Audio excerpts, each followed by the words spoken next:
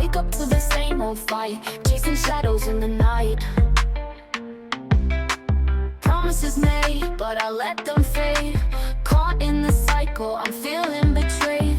Round and round, I'm losing ground. Trying to break free, but I can't see. These negative patterns are haunting me. Nights turn to days, I'm losing my way. Thought I found peace, but it's led me astray. Chasing the high, but it only brings pain. The more I run, the less I gain. Hey, everybody. Hey, you are in the office for another session with Tarka Say It Again. And today we have a guest with us. He is a former inmate, and his name is Larry Creighton. Welcome. Hello. Welcome to the office.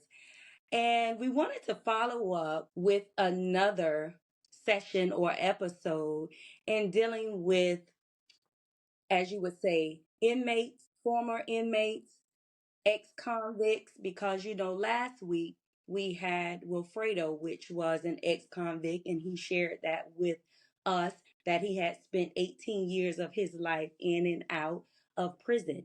And he shared that he had done pretty much everything under the sun, been a part of the gang, etc., just living wild. And so we wanted to follow up simply because if you haven't noticed or seen on the news here lately, or just throughout, crime and how the rate of crime is going up. And just recently, say the past 2 weeks in Central Florida, we've been seeing a lot of young men on the news and them being sentenced, for these various criminal activities. And so we wanted to run it back one more week and just see if we could continue to educate, share some light in hopes that you would share out, especially for my boy moms, because it's tough out here. On top of that, if you are doing it on your own as a single parent. So I'm going to turn the floor over to our guest today, Mr. Creighton, so he can share his Yes. story and share some insight of his time and what that experience was like for him. All right, sir, you Yeah. have it. Okay. How you doing today, Miss Tarka? Great. Thank you. Yes. I'm doing pretty good. Yes. And once again, audience, my name is Larry Creighton. I was born and raised in the west side of Orlando, Florida. 47 years before then. I would say my upbringing. I had a great upbringing. In a household with both parents. I was raised to, with structure and respectful, and morals of life. I was taught at a young age. You respect your elders, you work hard for what you want. But in the midst of that, it was another side of that lifestyle for me too. My dad, you know, fortunately, he was placed in other situations or doing other things outside of being a household father. You know, by dealing with drugs and other previous crimes, but at the same time, he was a well-structured man. Growing up, at a young age, I wouldn't say like part of the lifestyle, but it was around me, through my neighborhood, through other men in the neighborhood, and it was some kind of way I took. Not think I say a lack of it, but it was something that was interesting. But at the same time, my dad, like I said, always installed a working habit in me, like, hey, you gotta work hard. This is what you gotta do. You're not gonna do this. What I'm doing, and I started out playing, I think, little league football at the age of 8, Okay, and okay. from football, I turned to basketball, and baseball, so I get active in all kinds of sports. He basically like trying to keep me from my environment, Right, becoming a product of my environment. right. And at the age of 15, um, he ended up getting arrested for a federal charge of conspiracy and caught 4.5 years in federal prison. And at that time, I would say that's kind of like where my role spent. I had became a new norm to a new reality of life. Because back a year before that, I had got arrested for something at school, but that wasn't quite like me as a Mm-hmm. troubled child, so it was Mm-hmm. shocking. Like, I don't know if he did that enough, the way he carried himself, the things he do, and Mm-hmm. how, if he is with other things. So, with my dad being gone, and I'm a single mother raising two kids, we basically lost everything. And the feds got them, they took everything from us, from the house, Wow. vehicles. And so it was like my mom's coming from scratch, trying to figure this out, this new life we should have lived. Correct. So we was living with my aunt for a while. And my mom, she worked like timeless jobs to like provide to try to get things going. And we end up moving. She ended up getting a new apartment. And, the whole saying, they say when young men start smelling themselves, they feel they grown. I kind of Yeah. like was becoming that young man. And I stopped taking everything serious, like sports, school, everything, because that part of me was hurt and destroyed and crushed by losing my dad. Mm-hmm. Even though it was 4.5 years, a lot of people don't know. One single day can be a big turnaround in someone's life. Correct. And so as time went, my mom, she ended up dating someone. I was young. I didn't understand why, what was going on, the situation. So by her doing it, became real rebellious. So Okay. acting Right. just Because you wasn't used to that. You wasn't used to around. seeing another man with your mom. Yes, right, exactly. And Okay. so it was like, now I'm seeking attention from her. So my way of getting attention, I'm acting out. I'm doing things in the neighborhood, getting in trouble, getting in fights, getting in trouble with the law. And it became a repeated cycle, like, over and over again. Mm-hmm. And at the same time of this, she can't provide fully for me as I was used to being provided for. So I found myself like, I gotta figure out how to get me some money. I'm tired of being broke. And So did you feel that were you the oldest out of the two children? yes, yes, Okay. So at this yes. time, did you feel like you had to be the man of the household? Yes, yes. Okay. And she didn't put me in that position or that situation, Right. but just that's something my dad installed in me. And Right. so, Right. like, if something ever happened to me, and you gotta hold this fort down, not Right. saying go out and do this, but I'm teaching you how to be a man at a young age. So it was there already, and I just took the wrong route. Right? But being that my mother was a real black strong woman, like real serious about, hey, I'm gonna be on your back every second, and you gotta get tired of me being on your back. And, Mm-hmm. she tried her best to discern me the right way.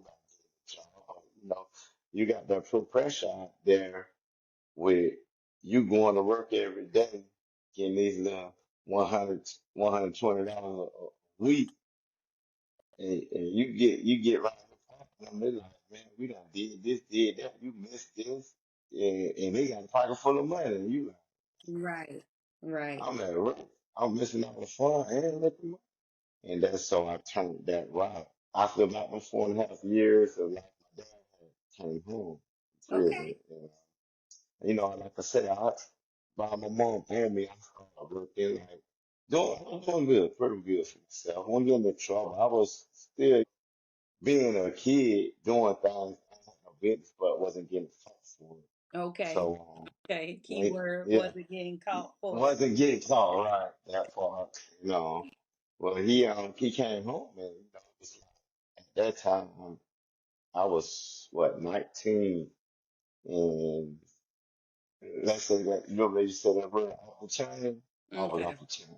Yeah, I hadn't Okay. got off the chain. Like I was wide open then, like full fledged in the streets, hustling. So did you feel like you didn't have to respect him anymore? Do you feel like the respect was kind of lost On or You just was continuing with your regular routine while he was gone. Is that what you're saying? Yes, yeah, yeah. The respect was there fully. Okay, okay. The respect was there fully. But like I said, yeah, it was. I'm in this lifestyle, and I'm full throttle in it. Like, I'm getting money. Fast money. I told the person, you know, they always talk about the crackhead, but the people who sell the drugs have a bigger addiction than them. I always say, all Addiction the to the fancy money. the money, the lifestyle, the fame, what Yes. came with it. So, he was on the path, and he has started up construction companies, building houses. So, he had been going to work for it. It's time for you to learn a trade. I can't tell you what to do because you're basically blind, Right. but I'm gonna help you. Well, you ain't got to be out. You got to go to work every day. And I was doing it, but once again, I got one feet in the streets and one feet trying to go this way. And here you go again. That money issue. Like, hey, they making money over here. I'm doing this, and by that happening, I started dealing with some individuals. I was not to say no name, No, but no. I started getting into a wrong, Okay. and I ended up in 1999 going to jail for 3 counts of armed robbery. Okay. With two co-defendants. Which is my cousin's relative, but through the grace of God, we was given a chance to come back home, and I had made a vow to myself. I was in, I was like, man, I got my first child on the way, and I want to like be there for my child. So Hmm. I'm trying to get out, and I did for like a year, and before we get going, I was back to the streets. Like, man, what, this road, cut it. And So so that's what, go ahead. So I have a question. Just with you, sorry, with you having both parents in the home, so it's like you didn't have to fend for yourself or you didn't have to live that type lifestyle, but more so you being curious and wanting to know what that was like is what I'm getting from it. Somewhat, yes, but by my dad living that lifestyle too. Okay, And okay, I'm seeing the respect he's getting out in the world, the power he has in my okay, eyes okay. growing up. I felt he was untouchable. He was the man. Everybody respected him. So you did, okay, so you did witness, okay, so I had that wrong. Yes. So, okay, Okay, okay. even though the parents were together, but you had one that was living that lifestyle and you like what Yes. you saw, everything that Yes. came with it. Okay, Hmm. so Hmm. again, like that takes me back to my book, Addictive Patterns, and just in thinking, because I always say that, addictive patterns is either hereditary, it's learned behaviors or Hmm. generational curses. So you literally just said what you saw. So it's almost like a learned behavior. And then Hmm. we get even deeper and we would say a generational curse Generation or curse. habit because Yes.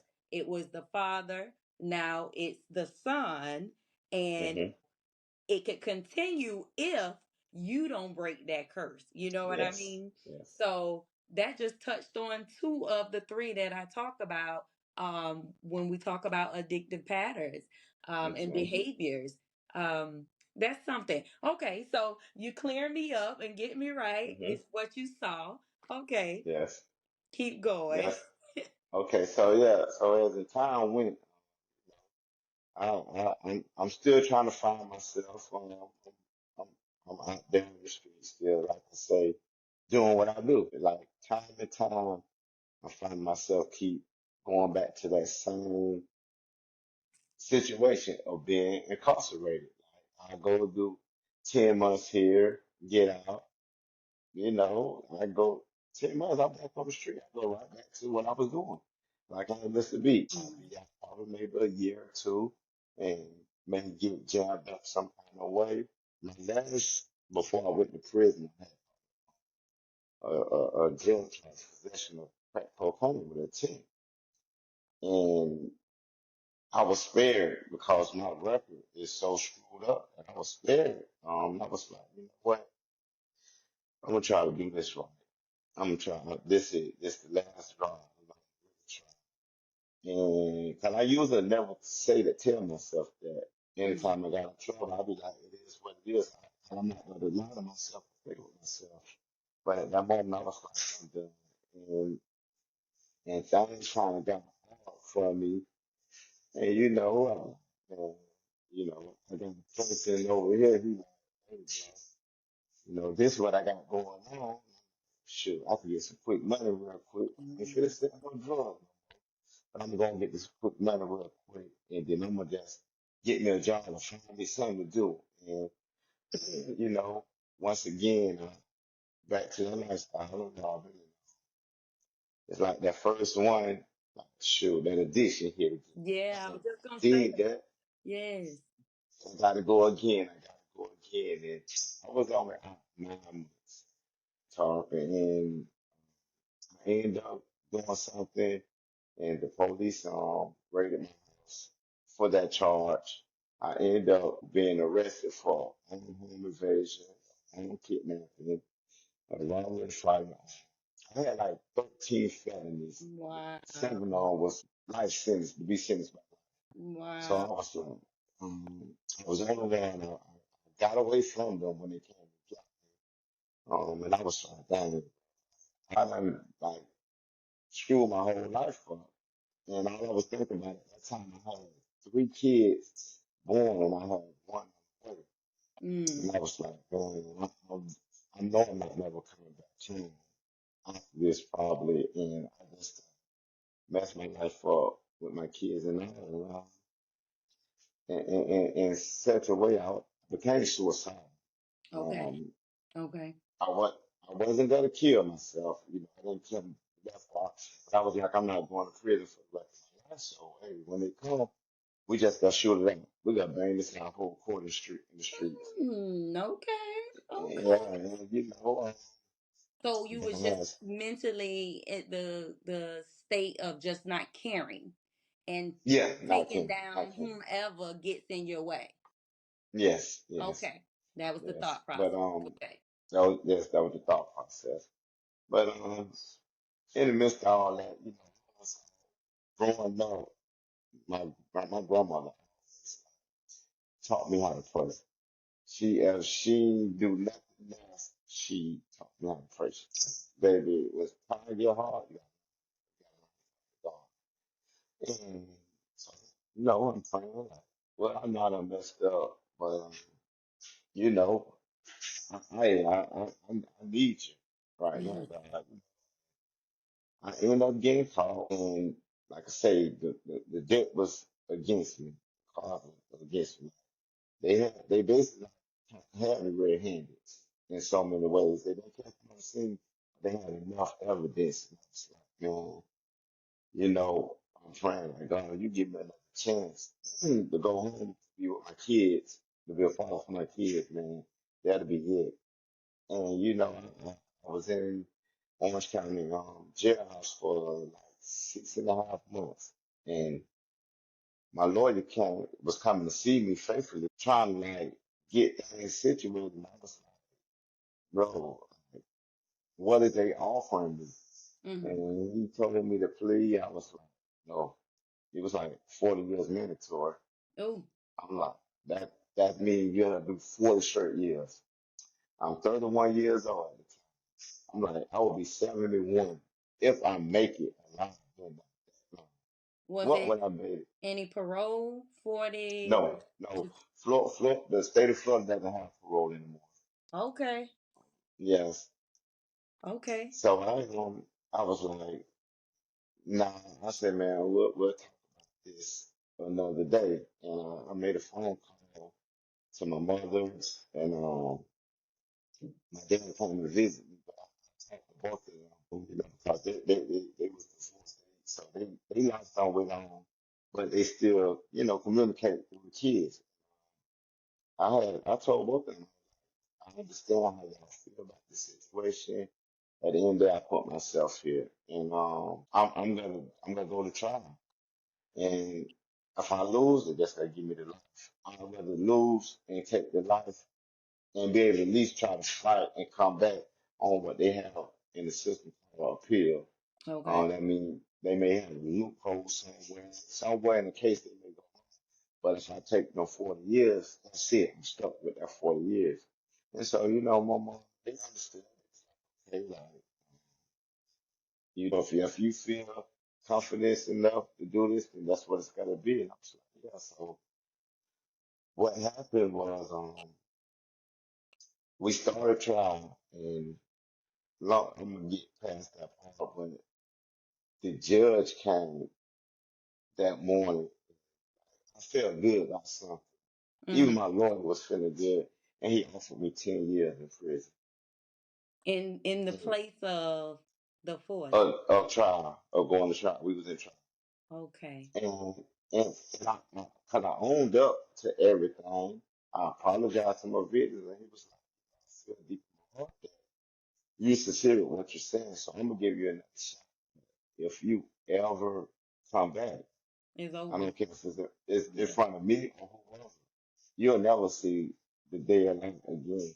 And I Okay. understood what he was saying. I was like, okay, so I got to prison, and I know you probably heard stories about prison. It was a whole and I've Hmm. been in and out of jail, but this was a whole nother world from me. I was like, whoa, but Can I'm you here. share a little Yeah. about prison? Because I look at these babies today, and the excitement or the addiction, as you spoke of, Hmm. that gets them to that point of making those decisions that have consequences. And I don't think they think that far of what the Hmm. consequence could possibly look like, right? Maybe, it's that high. And another thing, just to think about, you all as men have something to deal with that we don't as women when we talk about masculinity, right? Hmm. And I say Hmm. masculinity is a crisis within itself of trying to prove something or having to prove something, being tough, being tough, um not crying, like all of that comes with it, like the pressure placed on you, right? Being hard, that's the street term, being Hmm. hard. And I know some don't think this way, because you have your alphas and stuff like that, and that's a whole nother story when we talk about alpha males. But these babies, in trying to prove things to their peers or their friends and not thinking about the consequences, but then when they go to prison, that's a whole different story. It's like a different Hmm. person.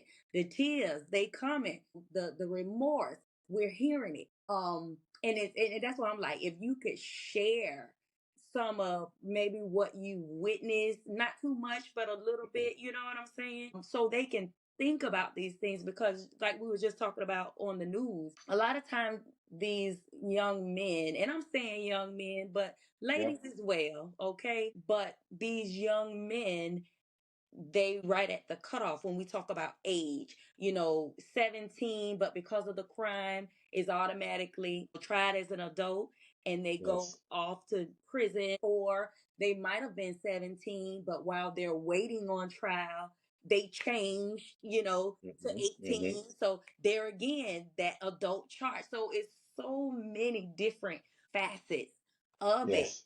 But if you could just share, like, Yes. I don't mind. yeah. Okay. So yeah. So like I say, that was a new world for me. From the moment you get there, it's always been. Just imagine you getting off this bus with a whole bunch of people of different faces you never seen, and you in this like fenced in area with these people just screaming and hollering. Basically, like when you first get to the army, I guess you could say. And the first thing they tell you is, drop it. Like, there's Mm. no like hesitation or nothing. Taking everything off. You, the way you came in this world, that's how you dress at that moment. Okay. Okay. And and at that point, that's when the eye opener came for me. Like, I would never come back there again. They do their little searches, whatever, lifting and different. And what got me when the man told us to turn around and bend over and open our money maker. Okay. And Now I that's heard it yeah. on the movies where they say Yeah. spread them. Oh yeah, that's real life. But to Okay. tell me open my money maker, you know how it make me feel like, well, oh, Mm. you better move like you know how to move because they gonna make you Wow. tell you if you don't. And so I'm then I say, yeah, this is not for me. This is not what I want. Now in my mind, I'm telling myself like, man, I got 10 years to deal with this. But it was people who I had been in prison before I left county jail was like family. This that first little 3, 4 days is gonna be a little stress, but once you get where you're going, it's gonna be a little smooth. I'm not saying it's gonna be good, but it'll be a little your time will It get becomes a a little better. routine. The routine, right? And so I ended up going to like I want to say one of the third Russian prisons in the state of Florida, Mm. in the Panhandle, and in the town I never even heard of. We want Hitchico, Florida, What and is it called? we want Hitchico, Florida. Oh. It's it's up by Pensacola, like towards the Gulf of Mexico Okay. on that Okay. end. And I got there. I was there maybe 2 or 3 days, but I saw a stabbing right there in the in the blink of my eye. Like, whoa! Oh. I'm like, dang. So in my mind, you know, I got a little size on me, but I never been scary, and I, I'm not the best fighter, but I always knew how to defend myself. Right. So, Right. Right. so I was like, I'm not worried about that part, but I'm down in this prison, like now you here, and the thing about it, I was meeting guys who man been down 20, 25, 30 years, like, now been down that long in here, and like looking at them like, damn, you know, they never gonna hear me, they can beat me. And so I started finding myself involved being around them kind of people, like who's not on nothing wild. Like you can learn that system. Like prison is nothing like the rules out here. Everything you have to be aware of, and that's what I always tell these young kids, like, yeah, y'all see your home, but they see y'all, they got cell phones and everything, Right. everything, drugs, you Right. got women, you got, Right. but they don't tell you about them holidays when you can't home or you missing home. They don't tell you about when one of your close relatives passed away, you can't go to the funeral. Mm-hmm. They don't tell you about 2, 3 in the morning when you sleep good in a good sleep and these people come kicking your butt telling you to get up and get in your shower, snacks and boxes, and make all y'all sit in the day room while they destroy all your property, the little property Mm-hmm. that you do have. They don't share them parts with you. They don't share these young kids. They come in there. Uh, the youngest I think I've seen come to prison that was around me because at this young age, like 17, 18, they have what they call YO camps, youth offender camps. They basically like kind of place them there until they're old enough to come to adult prison. They ain't got no chance at no Right. adult prison. Right. But but now they're closing them down because it's so many young people come to prison and they send them. I think the youngest that I've been locked up with is 19, and he like 40 some years. And I was like, dang, bro, like, but first thing them young guys do, they come in there and they join gangs. One, like I tell a person, you join a gang, I don't have nothing against gangs. I was close with a lot of gang members. Mm-hmm. I had respect in prison. I was very respectful. Respect get you along in prison. That's Mm-hmm. one. And Mm-hmm. two, you give respect, respect will be given to you. But them young kids, they join these gangs and because they come off the streets as what's for one. For two, some won't be afraid. Yeah, that's what I was gonna say. Them looking for protection, so Mm-hmm. the only Mm-hmm. way is to join a gang, not Join the gang. knowing that's putting you in harm's way That can because your yes. gang got to fight against another gang, you That's know what I right. mean, and beef with another group. Okay. And here it goes. Now you've been told what to do by this white man in this uniform and this other man in this uniform just like you got on. So now you caught up in, attorney a lot. So I always tell people I always stayed away from what I call the three G's in prison. That's the gangs, gambling, and gangs. I, I, don't- I Gang, gambling, gambling and and gangs. gays. Okay. Yeah, them three things it will get you in a lot of trouble in prison. Okay. And like I say, so I got 10 years in here. I'm trying to better myself for when I get out because I got a chance to come home. And I Mm-hmm. know I don't want to come back. So I got to, as you was talking about the generational curse, break that curse because now I done left three young men out here. And Mm. the oldest, when I left, was 10 years old. So he's got to be a grown man. He's got Mm-hmm. to be growing with a father, same way I did. Mm-hmm. And, it was like, what can I do to better myself? And I was like, the first thing I was like, you know what? Okay, if I want to see my kids be successful, I got to be successful as well. Because I'm going to tell you to do something I haven't done, basically. So I was like, okay, I dropped out of school. Um, Let me go get my education back. So I wrote the GED. I got my GED, Okay, because I was like, congratulations. yes. I was like, I'm gonna tell my kids that you gotta graduate by this state, and I done did it. Well, Mm-hmm. then what about you? So at least I can show them, boy, I did it too. So I did that. Then once I did that, a lot of doors started opening for me, like vocational training. I ended up going to another camp, 'cause that's what we call different prisons camps. So I Okay. ended up getting shipped to a more better environment. And being there, I started meeting more positive people like it's helping me. I never knew nothing about credit before I left the streets. I never knew nothing about banking. I didn't even know how to operate a card or even the start up a bank account. So I started getting programs, different programs to help me. Mm-hmm. Once I get my credit, like job skills. Yeah, I don't have jobs, but it's you gotta learn how to maintain that job.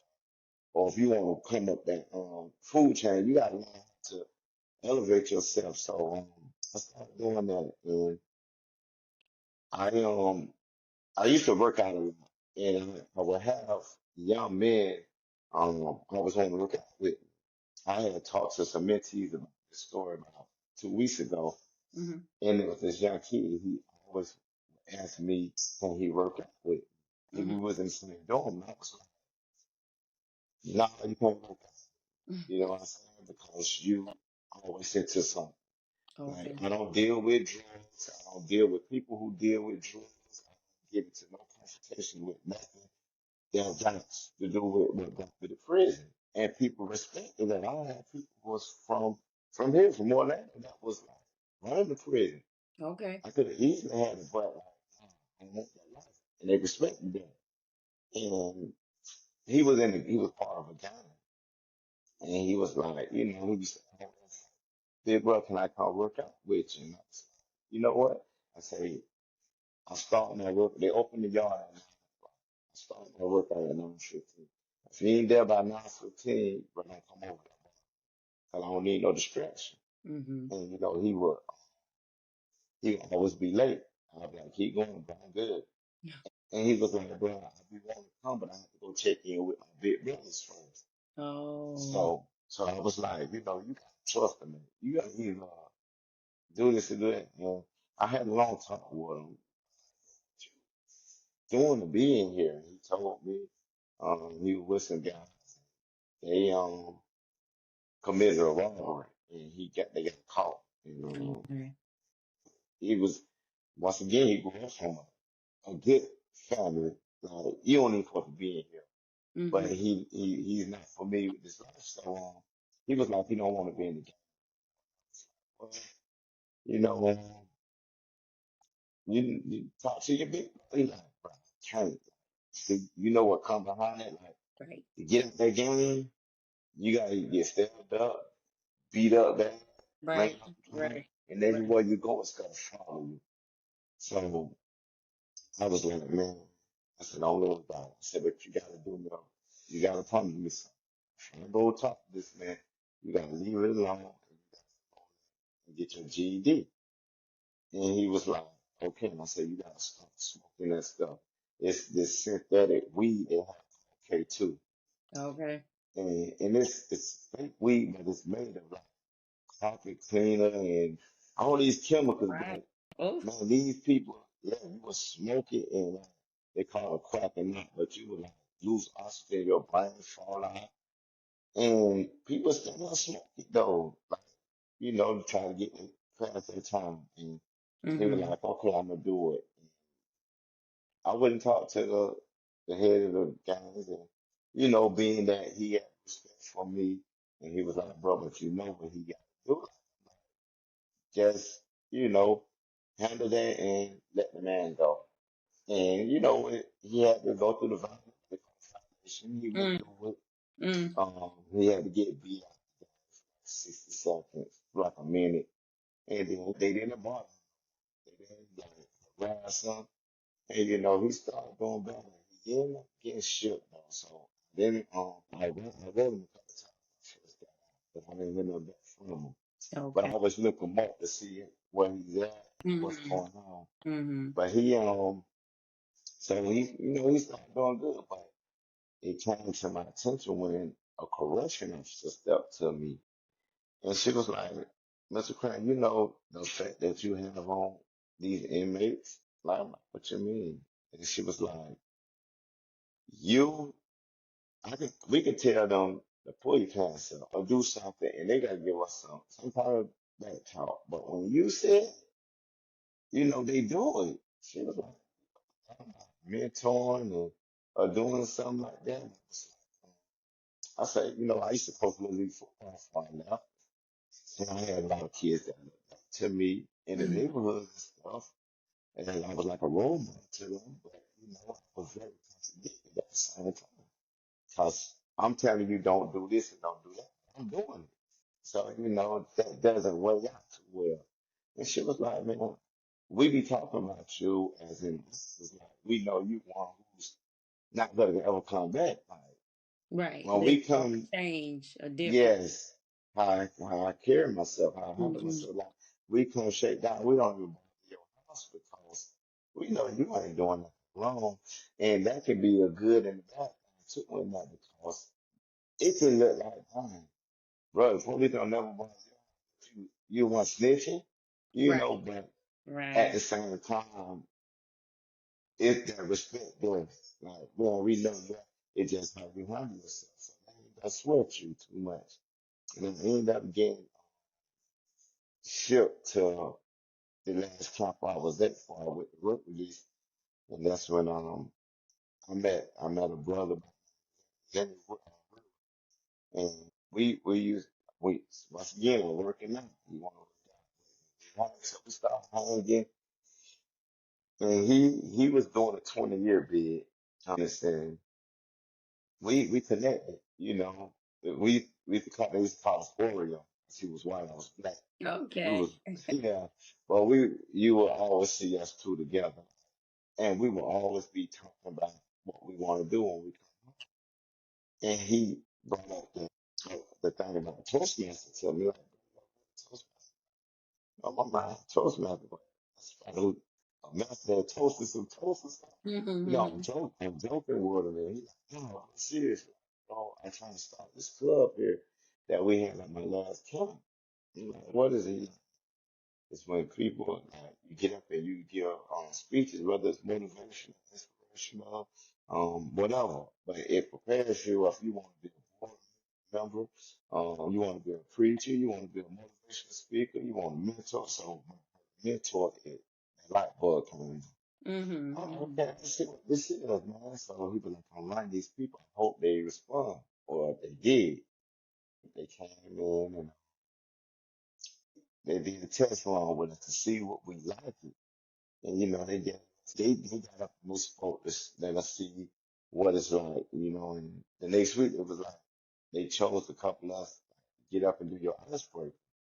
And I got up and gave basically like what I'm giving to you right Right. now, my story of upbringing. I ended up in prison. And, you know, um, stood with and I ended up with a mentor who was in prison as well, a guy by the name of Chasman Bones. Because I always tell a person, a mentor always need a mentor himself, Mm-hmm. you Definitely. know, Even in and businesses. and business is right. Yes. And so what he was doing, he was giving me extra tools to better myself. See, he would always tell me, I see the potential in you, bro. When you speak, it comes from your heart. It comes from deep down in your soul. Like I'm gonna deliver the speeches, it's sincere. Like it comes from your heart. We know this ain't something you just sit in the dorm and hope and say, I'm gonna give a speech today. No, this is real life stuff. And I spoke about, I had wrote the speech called 21 Soldiers. This gonna lead you into the name of my mentorship Okay. program that I'm starting. Okay.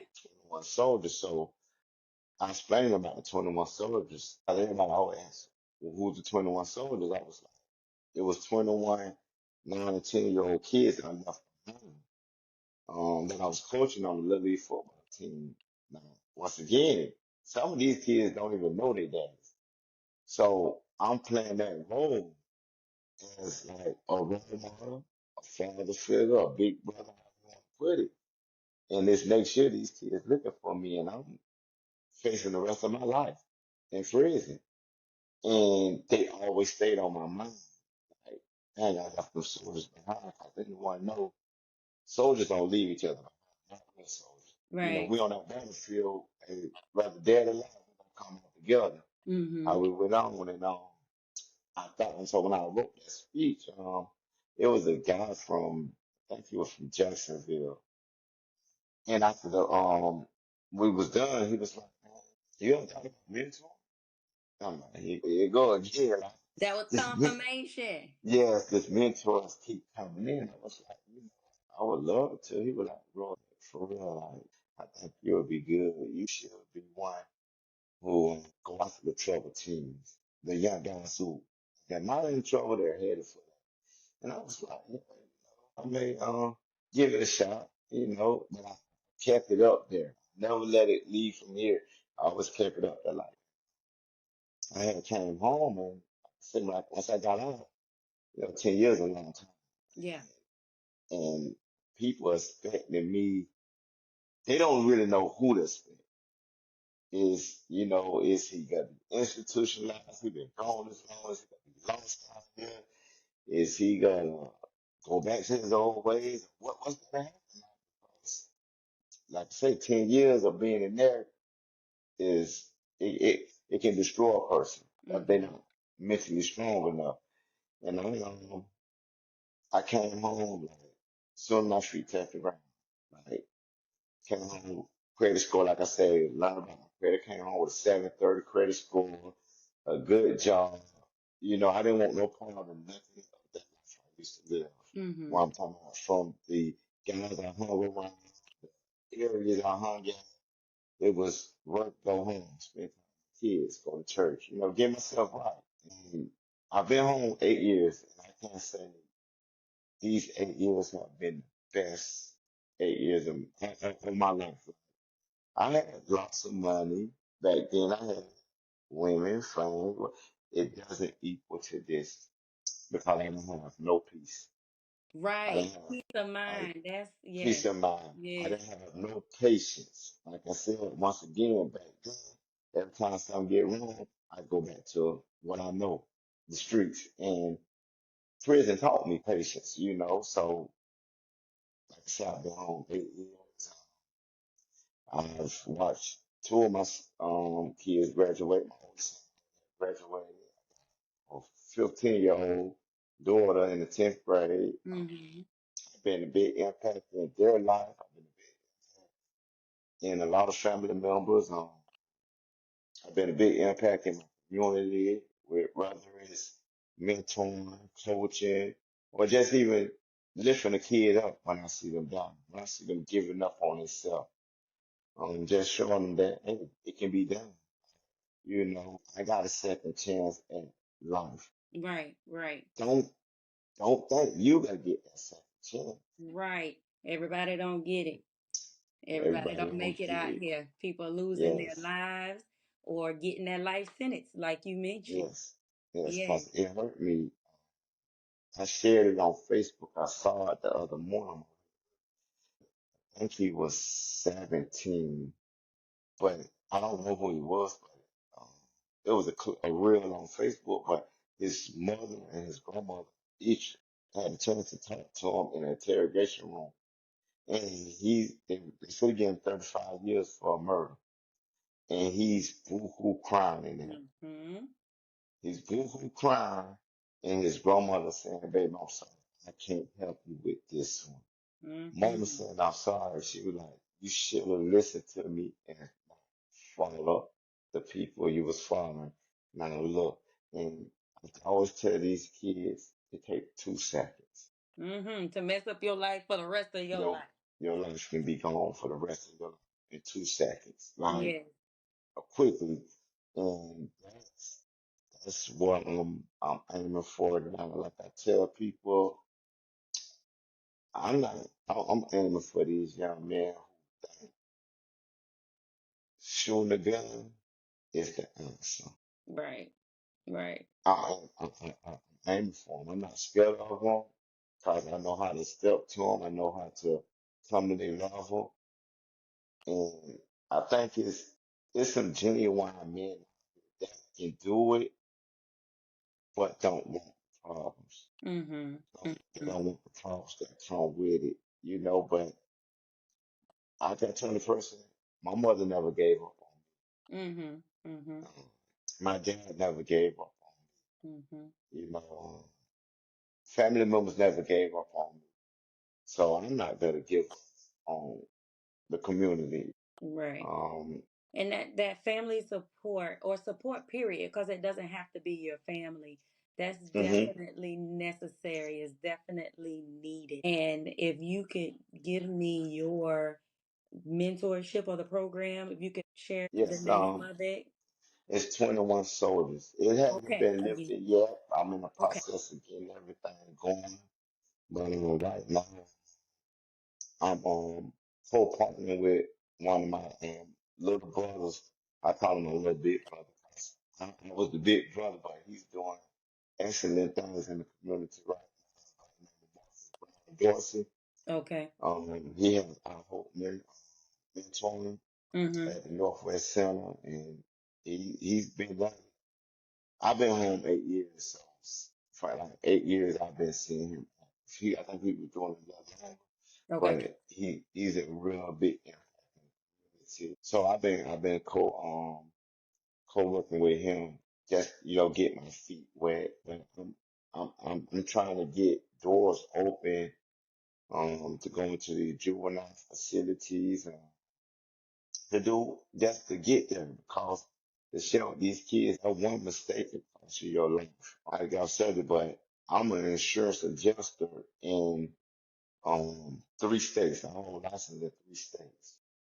Right now, it's hard for me to even get a job Okay. doing it just because my background. I'm not gonna Right. let that stop me, but I try to let people know that if you got dreams or goals to go do something in life, if you think doing that and you got still be able to do that, Right.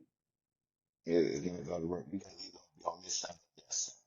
Right. That one Not foot in, straddling the fence. you understand that fence. It's gonna catch up with Right. you. And at the end of the day, you're not gonna just hurt yourself. You gotta hurt your family, your loved ones. Eh, If you have kids or you have a mother or whoever care about you because they gotta be in that courtroom when they give you that time. You can go away behind that door. They gotta have to leave and come. mm-hmm. And I watched that when I got sentenced. I Correct. got sentenced on my mother's birthday. Wow. And I was like, that's the worst birthday present you can ever give a mother. Right. Right. About 10 years on her birthday. I was like, wow, but like I said, once again, I told her I would never put no more tears in her eyes. She passed away last year, Okay. December the 23rd, and I was able to put that smile back on Right. to, That's what I was to gonna let, say. yes, To kind of to let right her some of see. those wrongs and That's let right. her see you getting out and getting on the right path and making changes Yes. in your life.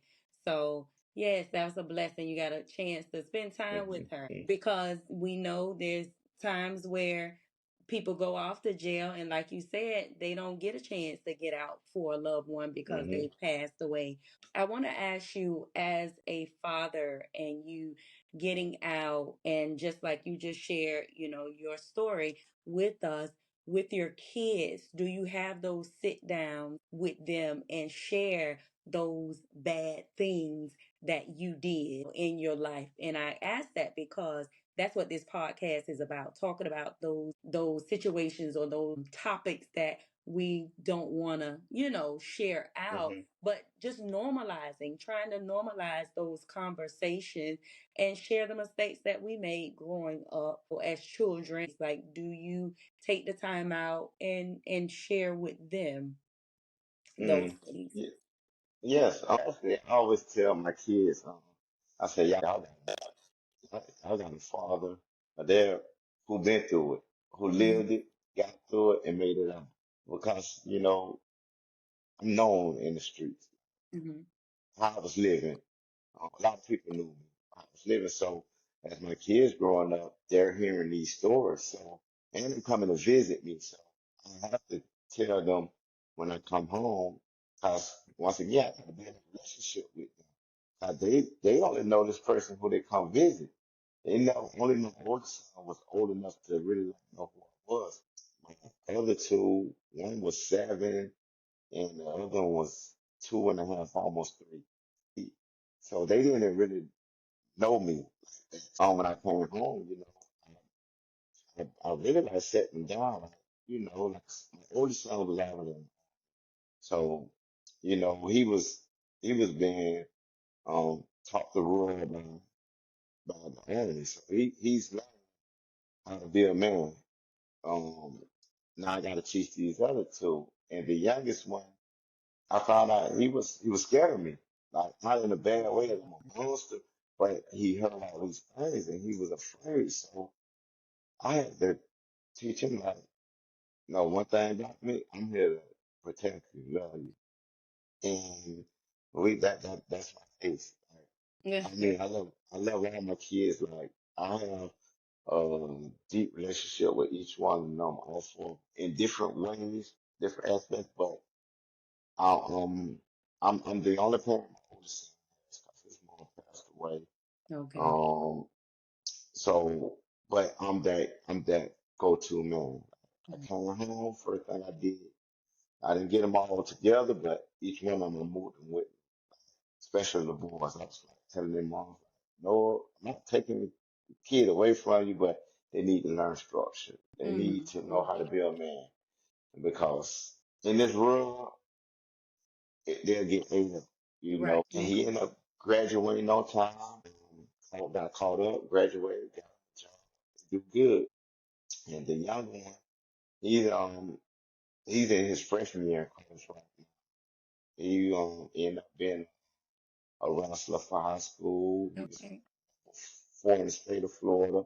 He Oh. was like high ranked, and coming from Jones High School, that's unstrange. Hmm. But he's in Beta Club, National Society.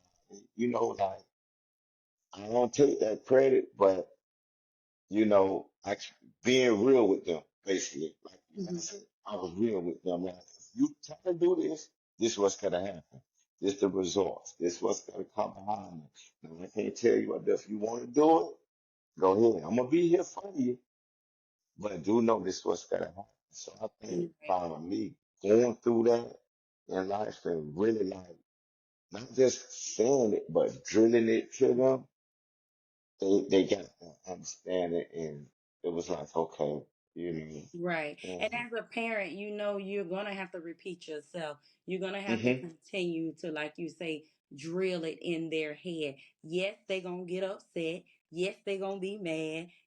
mhm,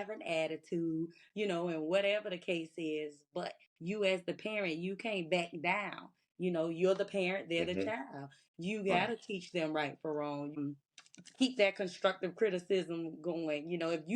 mhm, that part, that part, mhm, yes,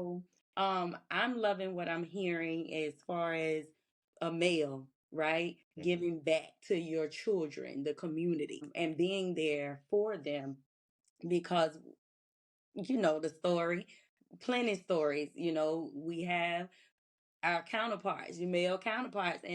mhm, right, at enough, mhm,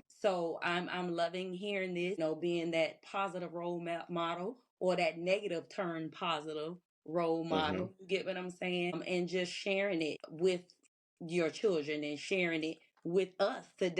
mhm,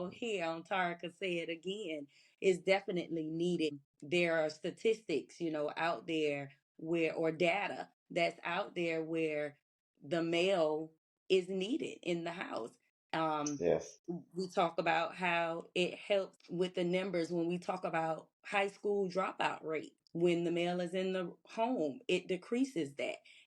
mhm,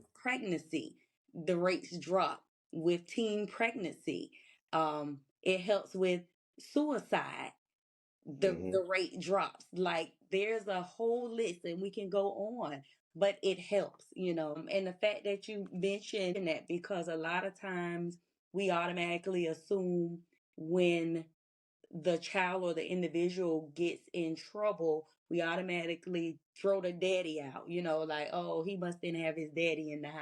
mhm,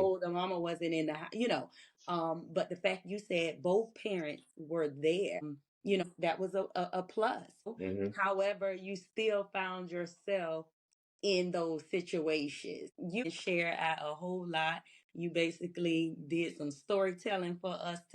mhm.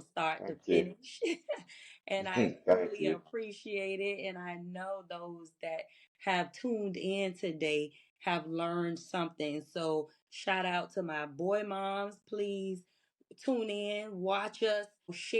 mhm, yes,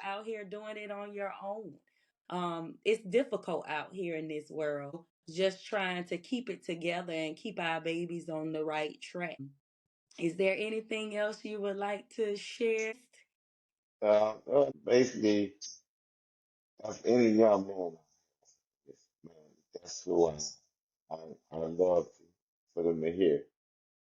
Don't get fooled by the rappers, what you see on TV, what your homeboys telling you. Man, I heard one was saying you got 3 yards you can hang in. You got your yard, the prison yard, and the graveyard. It's up to you. Which one of them yards you got? You got 3 yards. Your yard, the prison yard, and the graveyard. Now, which one you gonna choose?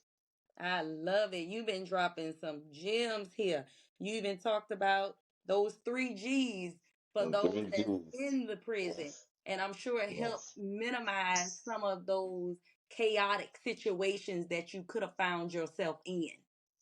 Mhm.